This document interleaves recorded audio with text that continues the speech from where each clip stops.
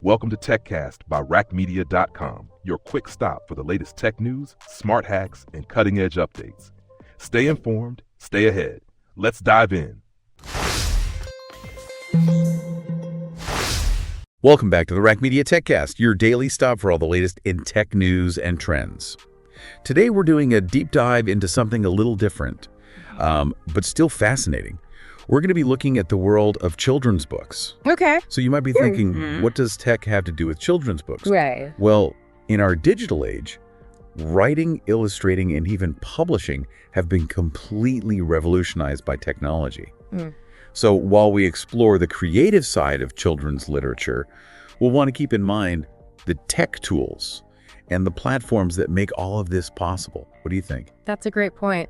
And for this deep dive, we've got two really fantastic sources to guide us. First, we have a YouTube video by Dave Chesson from Kindlepreneur. He really breaks down the steps to writing a best-selling children's book. I like him. Yeah. He's good. Yeah, and then to kind of complement that, we have a YouTube interview with the renowned children's author Michael Rosen. Oh, wow. And he shares his insights and experiences from a lifetime of writing and connecting with young readers. So this combination, I think, gives us a really good chance to explore both the business side and the creative heart of children's book writing. For sure.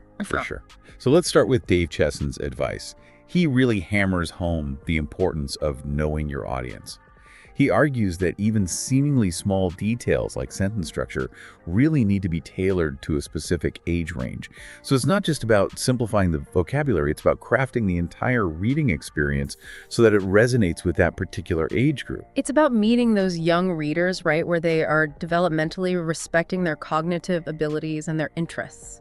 Chesson even suggests using Amazon's age ranges as a starting point, and browsing or even purchasing books within the category that you've chosen can help you understand what's already succeeding in the market. Yeah, it's like conducting market research, but instead of just dry data, you're immersed in the world of children's books.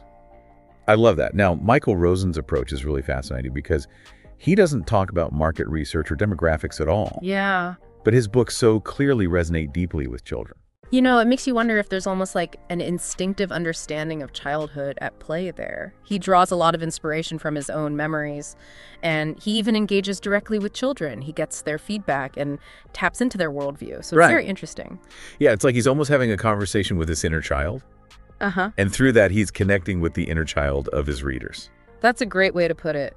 And it's interesting because you have both Chesson and Rosen. Despite these very different approaches, they both highlight the importance of connecting with the audience. Absolutely. Chesson is very data-driven, strategic. Rosen is much more about intuition and empathy. It's like two sides of the same coin, right? You need the head and the tail to make the whole. Exactly. So maybe a successful children's author needs a blend of both, that strategic understanding of the market and a genuine connection with the hearts and minds of their young readers. That's a brilliant insight. I love that. Now let's move on to kind of the nuts and bolts of the writing itself. Chesson breaks down different writing styles like past versus present tense first versus third person rhyming versus prose. And he argues that these choices aren't just about grammar. They really do impact how a child experiences the story. Right. So, for example, present tense can create that sense of immediacy, Right. while past tense might feel more reflective. And then there's the question of voice, right? So first-person narration can create a strong sense of intimacy and really allows the reader to step into the shoes of the protagonist, whereas third person can offer a broader perspective and lets the author explore multiple characters and multiple viewpoints. It's almost like you're choosing the lens through which the reader will view the whole story. Yeah. And Chesson really stresses the importance of consistency here. Shifting tenses or viewpoints abruptly can confuse young readers and disrupt the flow. Absolutely. It's about creating a smooth and engaging reading experience. Exactly. Yeah. Now, beyond these foundational elements of style, Chesson talks about what he calls the icing on the cake elements. Those are the extra special touches that elevate a good children's book to a great one. Okay, what are those? He starts with unforgettable characters. And he says these characters need strong personalities, they're bold, they're adventurous, and ideally they pursue their dreams even when they face obstacles. What do you think? Do these characteristics resonate more with certain age groups than others?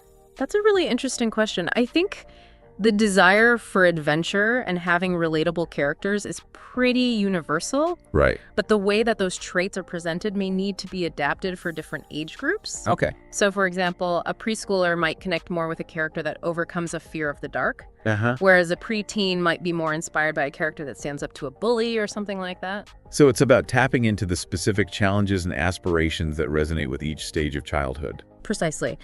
Speaking of memorable characters, Rosen's "We're Going on a Bear Hunt" immediately comes to mind. Oh, yeah. It's a pretty simple story with a repetitive structure, and yet it's so incredibly engaging and so memorable. It's like a chant almost. Yeah. That draws the children into the adventure. Right. The repetition creates this sense of anticipation, and the rhythm makes it so fun to read aloud. Even adults can't help but get caught up in the story. That's true. And that actually brings us to another one of Chesson's icing elements. Yeah? Suspenseful hooks and consistent action. He points out that children, especially younger ones, are really captivated by stories that grab their attention right from the beginning and keep them engaged with the steady flow of events. And he specifically mentions starting with a shocking event or an action-packed scene to captivate young readers. So it's about creating a sense of momentum and keeping the reader on the edge of their seat wondering what's going to happen next. Exactly. And we're going on a bear hunt is another great example of this. You have that family's journey through the tall grass, the deep river, the thick mud. It keeps you engaged, and you're constantly wondering, will they ever find that bear? Yeah, totally. And then the illustrations by Helen Oxenbury, they add another layer of engagement. They really do. Yeah, they really bring the story to life visually and capture the family's determination and all the changing landscapes they encounter. Speaking of illustrations, Chesson dedicates a whole section of his video to finding the right illustrator. Oh, really? And he really emphasizes that it's a crucial partnership. For sure. He even gives specific tips for actually finding illustrators. He suggests platforms like Fiverr DeviantArt Children's Illustrator. So it's all about recognizing that the illustrator isn't just there to decorate the text. They're a storyteller in their own right. Absolutely. And their visual style can either make or break a book. That's very true. Now, going back to Rosen and Oxenbury's collaboration on We're Going on a Bear Hunt, it's so fascinating how Rosen describes giving Oxenbury so much creative freedom. He didn't try to micromanage her visual interpretation at all. Interesting. And the result is this beautifully illustrated book that really transforms a simple text into this epic family adventure. It's full of warmth and humor. It's a great example of how a successful partnership can truly elevate a story. It really highlights the importance of trust and mutual respect in a creative collaboration. Sometimes that collaborative spirit extends beyond the author and the illustrator. Chesson also talks about the importance of getting feedback from beta readers, Right. especially those within your target age group. Oh, that makes sense. Yeah. Get fresh eyes on the work and ensure that it resonates with the intended audience. Exactly. After all, children are the ultimate critics when it comes to children's books, right? Totally. Their honesty and unfiltered feedback can be so valuable. Yes, in the revision process, for sure. And, that leads us to another key element that Chesson brings up, realistic dialogue. He emphasizes that the dialogue should be appropriate for that target age group. So using simpler words and sentence structures for younger children? Right, ensuring that they can easily understand and relate to the characters and their conversations. It's about making sure the dialogue sounds natural and authentic. Yeah, capturing the way that children actually speak and interact with each other. And then, of course, there's the storyline itself. Chesson advises including obstacles and challenges for the characters to overcome, leading up to a satisfying resolution. He reminds us that younger children in particular often really appreciate those happy endings where problems are solved and things generally turn out well. Right. It's about providing a sense of closure and reassurance. Yeah, reinforcing that idea that even when you face challenges, things can work out in the end. It's about creating that sense of hope and optimism, something that's especially important for young readers. Absolutely. And speaking of memorable elements, Chesson brings up a really interesting concept that he calls the instant recall factor. And he quotes Neil Gaiman, who in his masterclass talks about giving each character a funny hat. So it's about creating distinctive features that make characters stick in the reader's mind long after they finish the book. So this could be like a physical attribute, a personality quirk, a catchphrase, or even like a recurring prop. The point is to give each character something unique and memorable that helps them stand out. Yeah. And the funny hat doesn't have to be literal, right? Okay. It's more about finding that one element that captures the essence of a character and makes them unforgettable. So for example, in we're going on a bear hunt, that repetitive phrase, we can't go over it, we can't go under it. Yes, it becomes like a mantra for the family. Exactly. Highlighting their determination and their resilience. Yeah. It's so simple, Right. but it's repeated throughout the whole story, Yes. making it instantly recognizable Yes. and connecting the reader to the family's experience. It's a brilliant example of how even a seemingly small detail can have a huge impact on a story's memorability. Absolutely. And it highlights the importance of being intentional with every single element of your story. From the characters, to the plot, to the language, to the illustrations, every little detail can contribute to that overall impact and memorability of the book. Yeah, it's about crafting a complete and satisfying reading experience that stays with the reader long after they've closed the book. I love that. Yeah. I love that. Me too. I love that. Me too. All right, so Okay. should we move on? Yeah, let's move on to part two. Okay. Sounds good. Sounds good. Yeah, it really is. And speaking of impactful details, we can't overlook the power of addressing difficult topics in children's literature. Yeah, this brings us to Michael Rosen's book, The Sad Book, Okay. which explores themes of sadness and grief. Right. And, it's so fascinating how he approached this topic. He shares an anecdote about children asking him about his deceased son, Eddie, after they had read his earlier, lighter-hearted books about Eddie as a baby. And he realized that children are naturally curious about life and death, and they appreciate honesty, even when you're dealing with difficult emotions. Yeah, it's a reminder that children are way more perceptive and resilient than we often give them credit for. They're capable of grappling with these complex emotions, and maybe shielding them from these topics might actually do more harm than good. The Sad Book became kind of a continuation of his previous works about Eddie, and it offered this age-appropriate exploration of loss and sadness, Right. demonstrating that, it's okay to feel sad, Yeah. and that those feelings are a natural part of life. And, it's a really powerful testament to Rosen's ability to connect with his audience on a deeper level, to meet them where they are emotionally, and offer comfort and understanding. Both Chess and Rosen really emphasize this importance of authenticity. Yes. Whether it's crafting that realistic dialogue or addressing difficult emotions, it's about being genuine and connecting with the reader on a human level. I agree. Now, shifting gears a bit, Chesson also talks about the importance of understanding the business side of children's book writing. Okay. And he delves into topics like marketing, publishing, and even building a platform. So this is where the tech element really comes in. Exactly. Platforms like Amazon Kindle Direct Publishing have completely revolutionized the publishing industry. Yeah.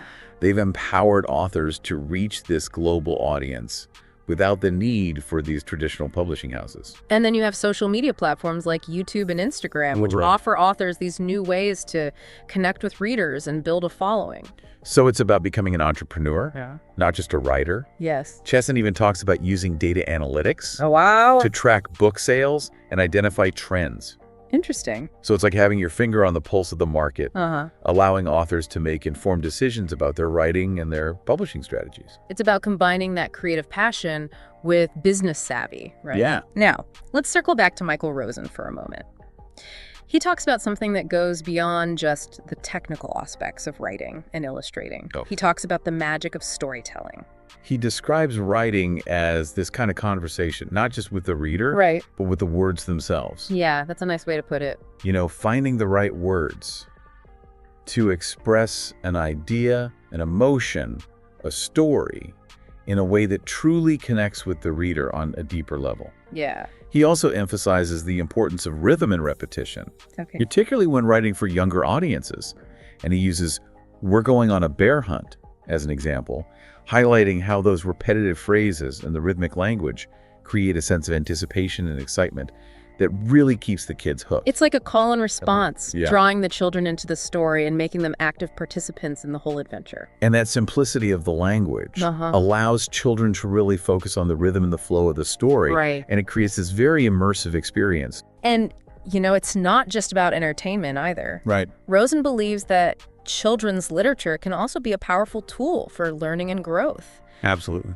He sees stories as a way to introduce children to new ideas, new cultures, new perspectives. It expands their understanding of the world around them. And he's not afraid to tackle these tougher topics, as we saw with the Sad Book. Right. It's about giving children the tools and the vocabulary to understand and express their feelings, even the difficult ones. And it encourages empathy and compassion.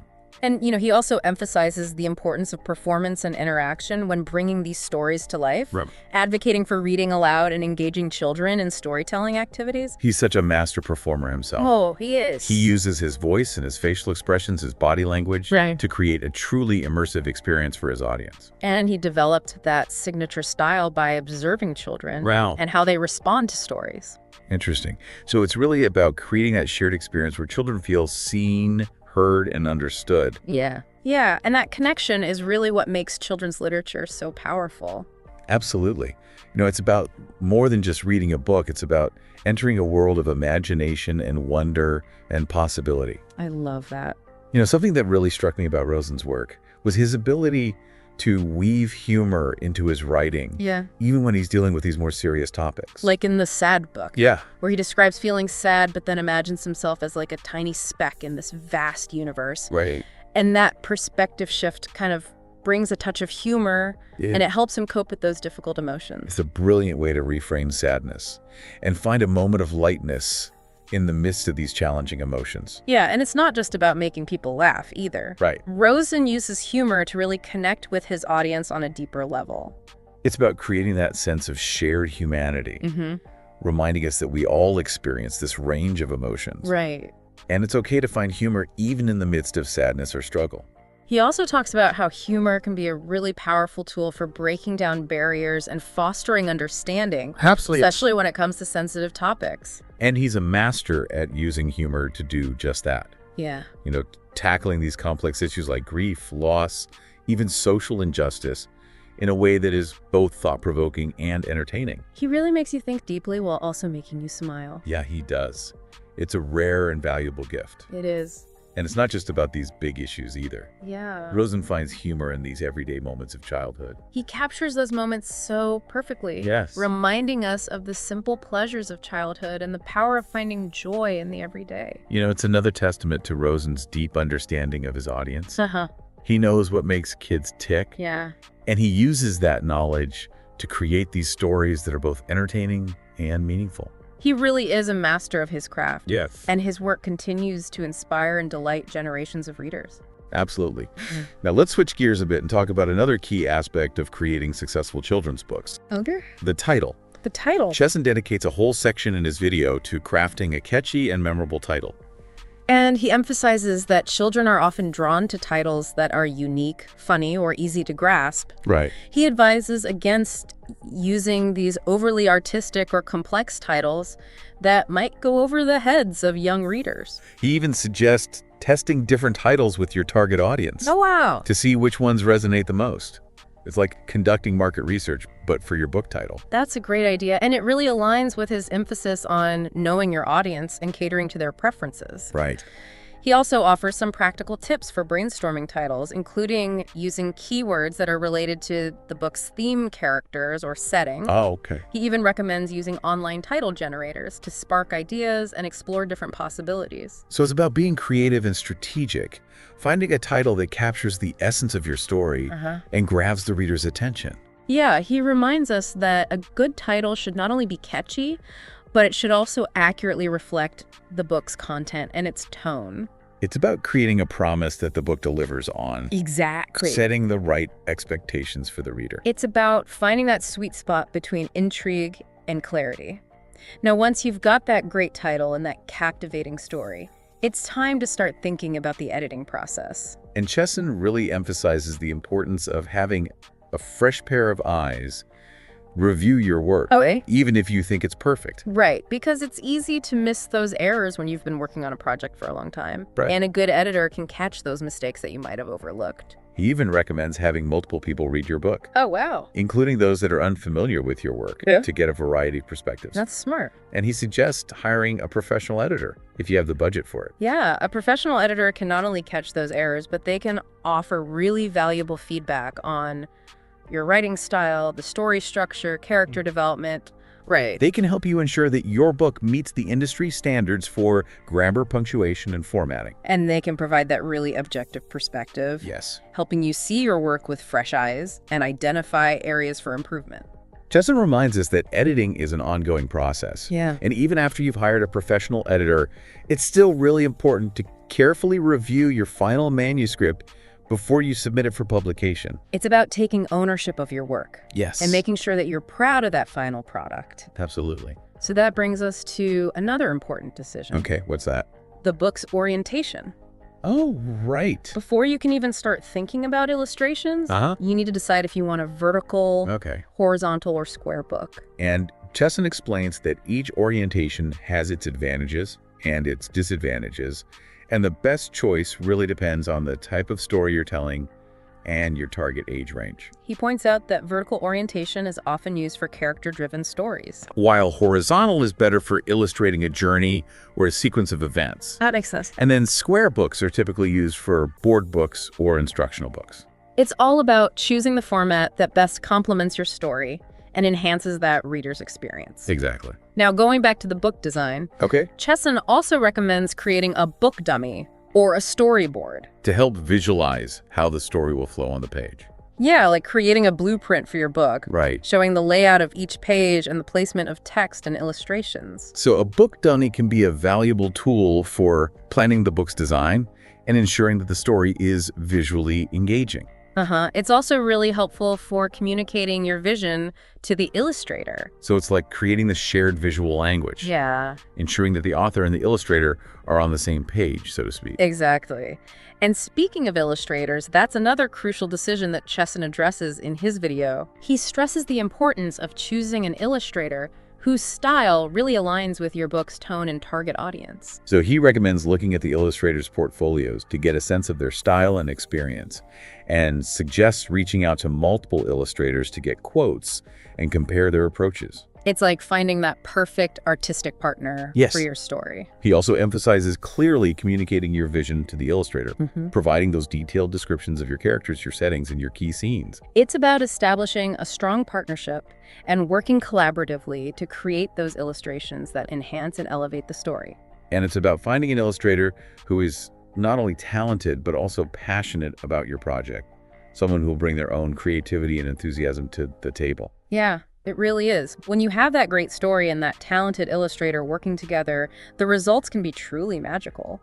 You're creating a book that's both visually stunning and emotionally resonant. A book that will stay with the readers long after they finish that last page. And that's what it's all about, isn't it? Creating those books that spark imagination and inspire creativity and leave that lasting impact on young minds. You know, speaking of lasting impact, Michael Rosen shares this funny anecdote in his interview about a teacher from his childhood. Okay. And she was so strict that students weren't even allowed to breathe in her class. Wow, that's quite an image. It really makes you think about the impact that teachers have on young minds, both positive and negative. Right. A great teacher can inspire a lifelong love of learning, but a negative experience can sometimes have the opposite effect. That's true. It's so fascinating that Rosen, despite encountering this really strict teacher, became such a beloved educator himself, sharing his love of language and storytelling with so many children. It speaks to his passion and his ability to overcome those early challenges. And, he also mentions writing a rap song, I remember that. which for someone who's known for these traditional poems and stories is quite a departure. Yeah, it was. He was inspired by some neighborhood kids who challenged him to write a hip-hop song. Oh, And even though he wasn't familiar with the genre at all, he embraced that challenge and created this really unique rap that still reflected his signature style. it shows his willingness to step outside his comfort zone and just experiment. Yeah, that's something we can all learn from. It is. It highlights the importance of staying open to those new experiences and those new influences, even as we grow older. Absolutely. You know, we've talked about illustrations, but there's also this incredible power of imagination. Mm-hmm. Sometimes The most evocative illustrations are the ones that we create in our own minds as we read. That's true. Rosen touches on that a little bit in his interview. Okay. He talks about how stories don't truly end when you reach that last page. Right. They linger in our minds. Yeah. They spark our imaginations, and they influence our thoughts long after we've finished reading. He even suggests that these lingering stories can resurface in these unexpected ways. Oh, really? Triggered by a memory, a conversation, even a dream. It's fascinating. It's as if those stories become a part of us, shaping our understanding of the world. And it's not just the stories themselves. Yeah. It's the emotions and the experiences that they evoke. The joy, the sadness, the fear, the excitement. Right. Those feelings can stay with us long after we've closed the book. They can shape our empathy, our compassion, and our understanding of ourselves and others. It's a really powerful reminder of the enduring impact of stories, especially those that we encounter during childhood. Yeah. So as we wrap up this deep dive into children's books, I want to circle back to the question we posed at the beginning. What makes a children's book successful? I think we've discovered it's a really complex combination of factors. You have the author's craft, the illustrator's vision, the emotional resonance of the story, and its ability to connect with those young readers on a deep and meaningful level. And it's about more than just entertainment. It's about sparking imagination, fostering curiosity, and nurturing a love of learning that will last a lifetime. Absolutely. So before we sign off, I want to leave you with one final thought-provoking question. Okay. What children's books from your own childhood still resonate with you today? And what elements made them so memorable? Take some time to really reflect on that. Those early reading experiences can shape our tastes, our values, and even our understanding of the world. That's a great point to end on. Thank you for joining us on this fascinating journey into the world of children's literature. We hope you've gained some valuable insights. And we encourage you to continue exploring the magic of stories, both old and new. Thank you for listening to the Raqmedia TechCast. Be sure to subscribe for more insightful deep dives into the world of tech and innovation.